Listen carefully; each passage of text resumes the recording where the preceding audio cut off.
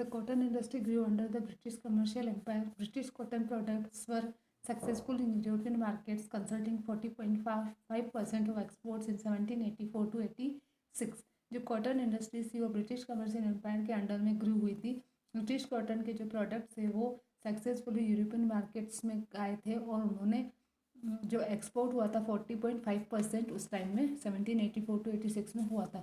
Britain's success was also due to its trade with its own colonies, whose settlers maintained British identities and thus fashions. कि Britain का जो सफलता थी उसका कारण ये था कि उसका जो ट्रेड था यानी उसका जो व्यापार था वो उसकी अपनी कॉलोनियों के लिए था, जिसमें ब्रिटिश आइडेंटिटीज़ जो थी और जो फैशंस उनका जो फैशन था उसको वो फॉलो करते थे। With the growth of the cotton industry, manufacturer had to find new sources of raw cotton and his cultivation was expanded to West India। कि जैसे कॉटन इंडस्ट्री की ग्रोथ हुई तो जो मैन्युफैक्चरर थे जो उसको बनाने वाले थे उनको रॉ कॉटन के लिए नए सोर्सेज फाइंड करने थे और उसकी जो कल्टीवेशन थी वो वेस्ट इंडिया तक फैल गई थी। High tariff against Indian textile workshops, British power in India through the East India Company and British restrictions on Indian cotton imports transformed India from the source of textile to a source of raw cotton। कि जो high tariff जो Indian textile पर लगे थे उसकी वजह से जो ईस्ट इंडिया कंपनी और जो ब्रिटिश रेस्ट्रिक्शंस थे इंडियन कॉटन इम्पोर्ट्स पर उसकी वजह से जो टेक्सटाइल के जो सोर्सेज थे वो किस रॉ कॉटन के सोर्स में ट्रांसफॉर्म हो गए थे। Cultivation was also attempted in the Caribbean and West Africa, but these attempts failed due to bad weather and poor soil। जो कॉटन की जो कल्टीवेशन थी साइबेरियन और वेस्ट अफ्रीका ने भी उसका अटेम्प्ट किया था, लेकिन उनका जो पुअर सॉइल क्वालिटी और जो वेदर था वो सही उनको फेवरेबल नहीं था, इस वजह से वहाँ पर फेल हो गए। द इंडियन सब continent was looked to as a possible source of raw cotton, but intra-imperial conflicts and economic rivalries prevented the area from producing the necessary supply। हमारा जो इंडिया था, इंडिया में जो रॉ कॉटन के जो possible source थे वो देखे गए थे, लेकिन जो इनका जो आंतरिक जो विवाद थे और जो इनके बीच की जो प्रतिस्पर्धा थी उससे वो जो एरिया था वो जो नेसेसरी सप्लाई था उससे प्रिवेंट इसमें रखा गया कि यहाँ पर जो रॉ कॉटन है वो उगाई जा सकती है। The modern Indian merchandise mechanize textile industry was born in 1854। जो modern Indian mechanize textile industry थी वो 1854 में आई थी। When a steam powered mill was opened in Bombay by Cowasji and Davar. की एक कोवरजी एस दावर ने बॉम्बे में स्टीम पावर्ड मिल ओपन की थी। मोर followed, there were 10 by 1865 and 47 by 1875। By 1880 there were 58 mills in India employing 40,000 workers, with over 80% of them in the cities of Bombay and Ahmedabad। 1865 में 10 mills, 75 में 47, 1880 में 58 mills जो लगाई गई थी और लगभग 40,000 जो वर्कर्स थे वो बॉम्बे और अहमदाबाद में काम कर रहे थे। From the 1870s India's own market for finished yarn and cloth ceased to be dominated by imports from luxury, and during the 1870s and 1880s the Bombay cotton industry began to replace exports of yarn from Britain to China। कि जो 1870 में India का जो अपना market था जिसमें finished yarn और cloth seize जो थी या इसका दबदबा था वो लॉन्शर से मंगवाया गया था। And during the 1870s and 1880 और 1880 की जो के बीच में जो बॉम्बे कॉटन इंडस्ट्रीज थी उसने यार्न जो ब्रिटेन से मंगाई जाती थी वो उसने रिप्लेस करके अब चाइना से मंगवाना स्टार्ट कर दिया था। Iron and steel factories. The British were aware of the historical role metalworking had played in supporting indigenous powers through the production of arms and ammunition।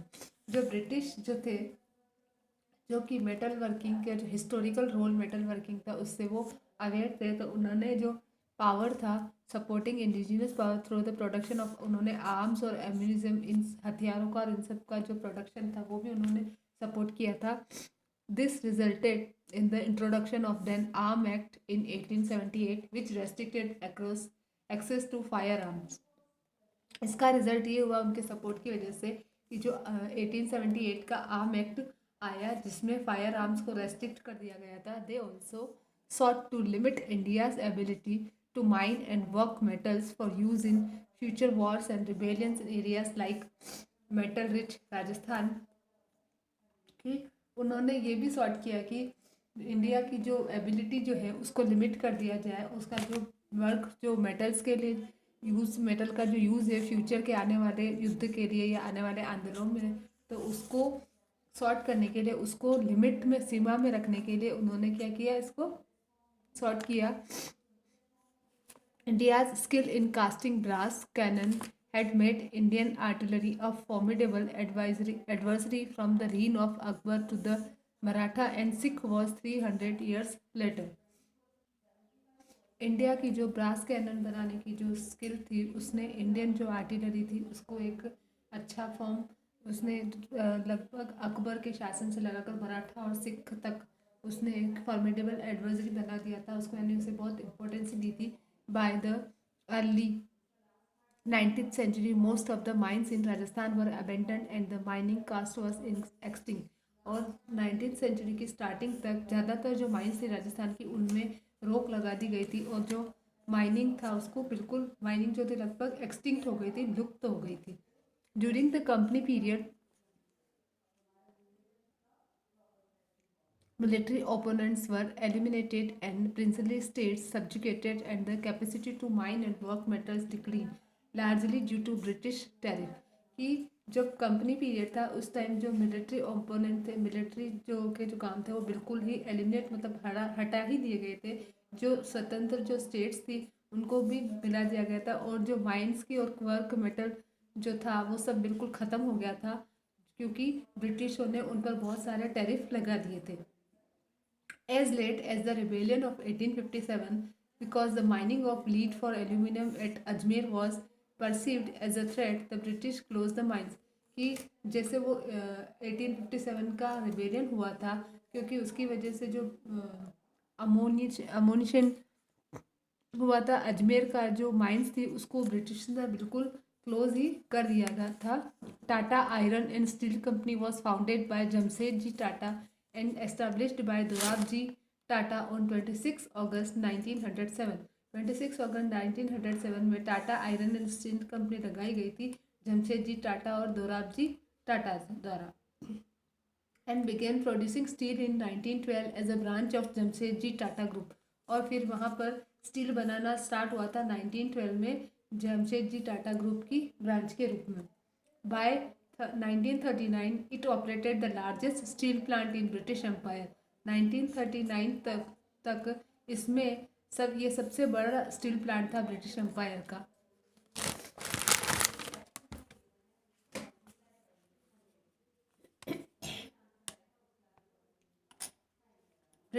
The company launched a major modernization and expansion program in 1951. 1951 में company ने एक modernisation का programme launch किया था.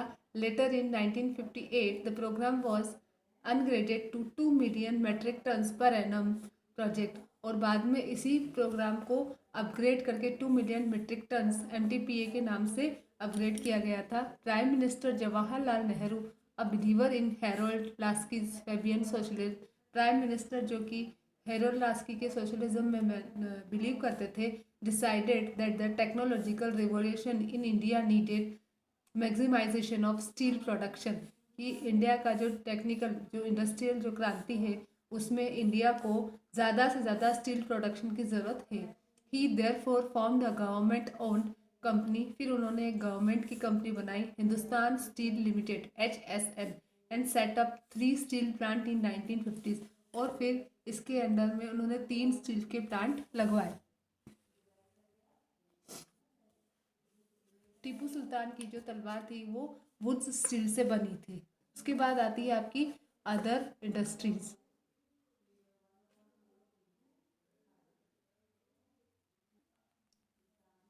The British East India Company was the British Empire authority delegated in Bengal from the 17th century until dissolved in 1857.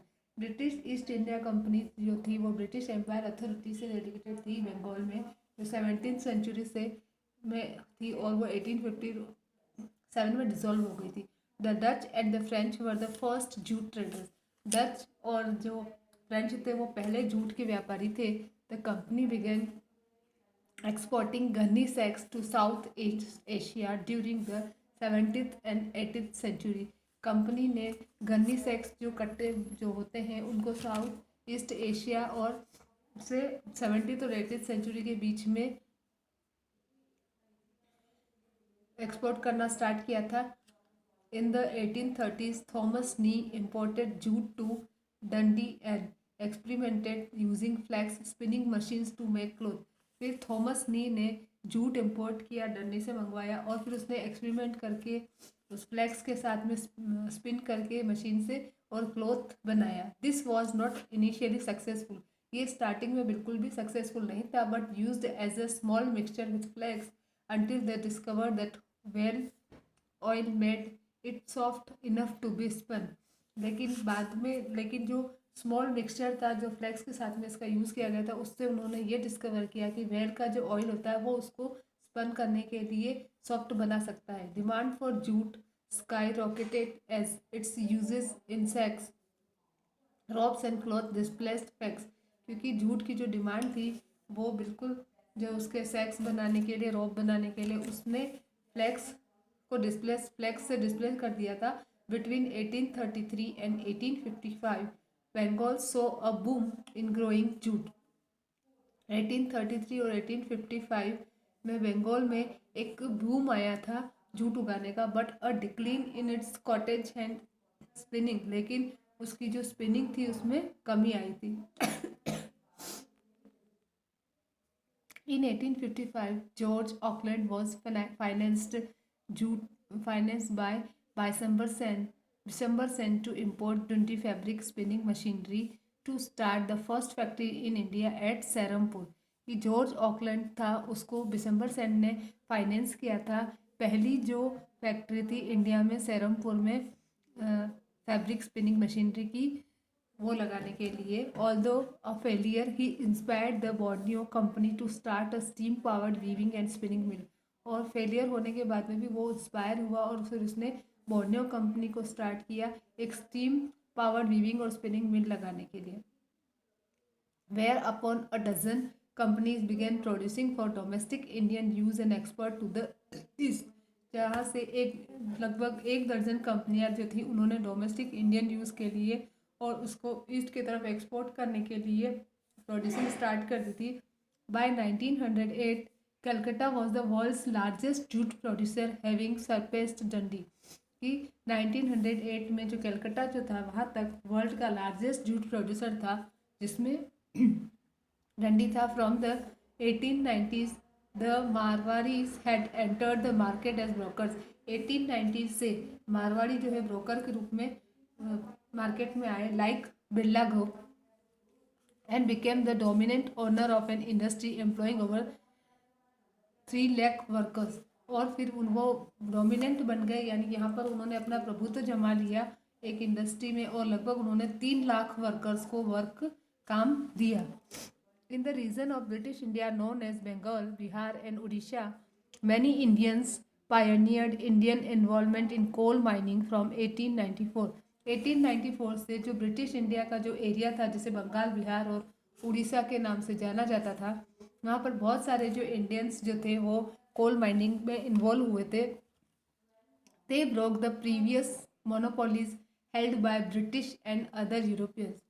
उन्होंने जो पहले की जो मोनोपोलीज थी जो ब्रिटिश और दूसरे यूरोपियंस लेकर आए थे, उन्होंने उसे तोड़ दिया और उन्होंने establish many colonies at location such as Khas Jharia, जमदोबा, बलिहारी, टिसरा, कतरसगढ़, कैलीदू, कुसुंदा, गोविंदपुर, सिजवा, लोयाबद, धनसार, भूली, बरमो, मगमा, चैसनला, बोकारो, बगटिड, पुटकी, चिरकुंडा, बोवरास, सिंधी, सिनिधि, कैंडवादी एंड दुमका इन सभी जगहों पर उन्होंने बहुत सारी जो लोकेशन थी यहाँ पर उन्होंने सैलरीज एस्टेब्लिश की थी। प्रोग्रेस ऑफ इंडस्ट्रीज, अब ये सारी इंडस्ट्रीज तो लगी थी लेकिन इनकी प्रोग्रेस क्या क्या थी। In the 7th century India was a relatively urbanised and commercialised nation with a buoyant export trade. 17th century में इंडिया जो है वो रिलेटिवली अर्बनाइज हुई थी और बहुत सारा उसमें कमर्शियलाइज्ड भी हुई थी, जिसमें एक्सपोर्ट ट्रेड हुआ था, यानी कि बाहर से मंगवाना। डिवोटेड लार्जली थी जो कॉटन टेक्सटाइल, लार्ज बहुत बड़े लेवल पर कॉटन टेक्सटाइल को डिवोट हुए थे, वो स्टार्ट हुई थी। बट ऑल्सो इंक्लूडिंग, लेकिन उनके साथ ही और भी थी like silk, spices and rice, ये सारी भी जो थी इंडस्ट्रीज उस टाइम एक्सपोर्ट होता था।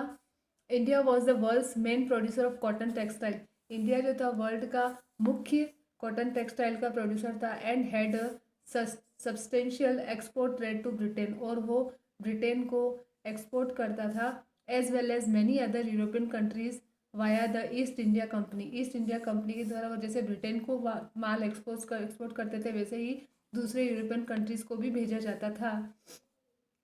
Indian textile were banned from import to the Calico Act of 1720, जो इंडियन टेक्सटाइल थी उन पर कैलिको एक्ट ऑफ 1720 के द्वारा बैन लगा दिया गया था इम्पोर्ट के लिए। After the British victory over the Mughal Empire, Battle of Buxar 1764, India was deindustrialised by successive EIC British and colonial policies, कि जब मुगलों पर ब्रिटिश विक्ट्री हो गई थी बक्सर के बैटल के द्वारा, तो इंडिया में इंडस्ट्रीज वगैरह जो थी है ना, उनको EIC ब्रिटिश और कॉलोनियल जो पॉलिसीज थी उनके द्वारा क्या कर दिया गया था, डी इंडस्ट्रियलाइज कर दिया गया था। Yet as the British cotton industry underwent a technological revolution during the late 18th to early 19th centuries, the Indian industry stagnant and the country was de-industrialized। जबकि जो ब्रिटिश कॉटन जो industries थी वो उसमें एक टेक्नोलॉजिकल रिवोल्यूशन आया था उसी टाइम पर 18th और 19th सेंचुरी के बीच में, और जो भारतीय जो उद्योग था, इंडस्ट्रीज थी, वो स्टैग्नेट हो गई थी, यानी कि रुक गई थी, और कंट्री जो था डी इंडस्ट्रियलाइज हुआ। Even as late as 1772, Henry Patullo in the course of his comment on the economic resource of Bengal could claim confidently that the demand for Indian textile could never reduce, since no other nation could equal or rival it in quality। कि बाद में जब 1772 में Henry पुटलो ने अपना एक comment दिया कि जो इकोनॉमिक रिसोर्सेज है बंगाल के, वो जो इतने कॉन्फिडेंटली उसने बताया कि ये जो भारतीय जो टेक्सटाइल है, इंडियन टेक्सटाइल है, उनकी जो डिमांड है वो ना कभी कम हुई है ना कभी कम होगी, है ना, और कोई भी ऐसा दूसरा कंट्री या राष्ट्र नहीं है जो उसकी बराबरी कर पाए या फिर क्वालिटी में उससे अच्छा दे पाए। However by the early 19th century, the beginning of a long history of decline of textile export is observed।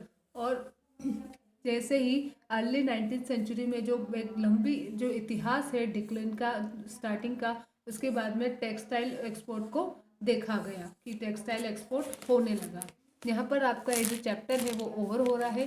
उसके बाद आपके जो टिक द करेक्ट वाले जो ऑप्शंस हैं वो आप देख लीजिए, ये आपको PDF फॉर्म में भी प्रोवाइड करवा दिए जाएंगे। फर्स्ट